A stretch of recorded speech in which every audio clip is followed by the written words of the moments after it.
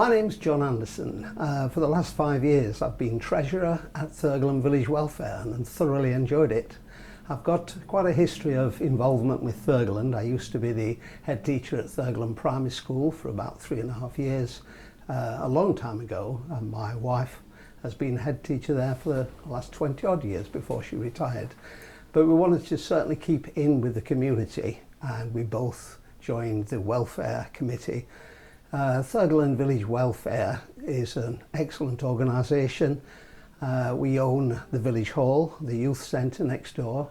We have a bowling green, recently upgraded mugger, multi-activity games area, and a football field and children's play area.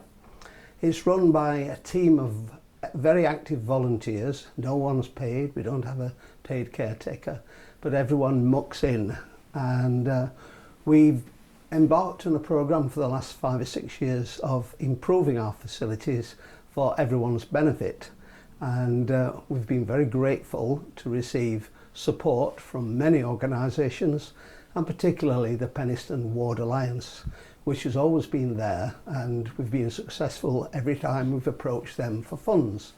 For instance, we had a new door. The village hall was built about 50 years ago on a shoestring. It was funded by local residents in the pub, having a raffle every Friday night, and it was built in a poor state really, and we've upgraded it a lot recently. So we've applied to the Ward Alliance for things like new aluminium front doors, some funds to improve the disabled toilet facilities. We've applied for hearing aid, a hearing loop, so that the partially deaf could hear our many productions. We've applied for a public access defibrillator to be fitted outside the village hall, which has been called out for 5 or 6 times over the last 3 years.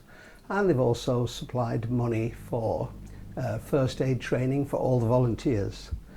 The whole of the village hall is very active and depends on a range of volunteers.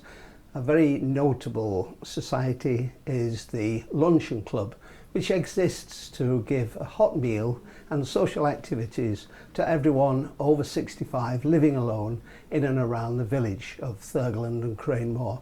It's been very successful. It's been going for about 40 odd years. It exists with a team of volunteers, probably 20 odd, that take it in turns every month, and the old folk come, they thoroughly enjoy it, they receive hot, nourishing meal, and also they have trips out. They go to the seaside, and recently we had funding from Greg's to fund a special day out for all of them to go out, which is very nice. The village hall has many other activities. We've got a Thurgoland Thespians group where we put on annual pantomimes and other summer productions. We have a mothers and toddlers group, a history group, many keep fit activities like roller hoops, and it's very well used. It's hired out a lot. We don't receive any funding from any councils or government funding, so we're entirely dependent on hiring at our facilities to pay for all the bills, and also the steady improvement. Many of the activities, in fact all the activities, are run by volunteers, and we welcome more help. If anyone wants to be involved, for instance in the Luncheon Club, that's serving, putting on the list, you get plenty of training.